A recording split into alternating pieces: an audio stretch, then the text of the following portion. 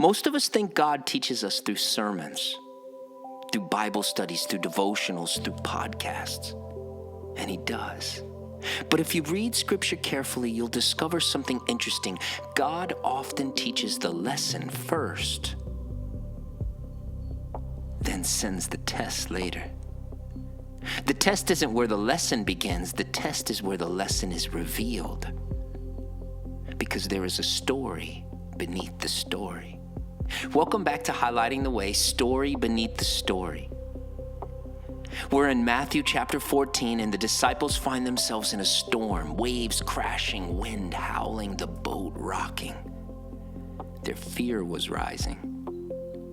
And suddenly Jesus comes walking across the water. Now that's usually where we focus. The miracle, the water, Peter walking, Peter sinking. But there's another story underneath that story. Because before the storm, there were thousands of people sitting on a hillside.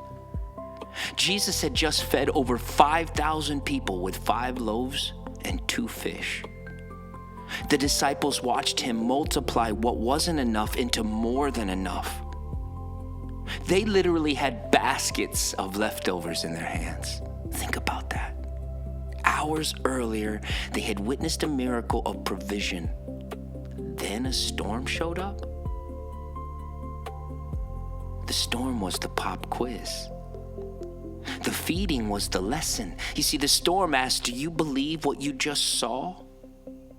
Because faith isn't proven while you're holding the basket, but faith is proven when you're holding on to the boat. How often does God do that in our lives? He teaches us that he's faithful, then the bill arrives. He teaches us that he is our provider, then work slows down. He teaches us that he's our peace, and a crisis appears. He teaches us that he is in control, then life feels out of control. You see, the storm wasn't random. The storm was asking a question. Did the lesson take root? Because a lesson learned in comfort must eventually survive the discomfort. Deuteronomy 8:2 says, and you shall remember the whole way that the Lord your God has led you these 40 years in the wilderness, that he might humble you, testing you to know what was in your heart. Notice something. The test wasn't for God's information. God already knew.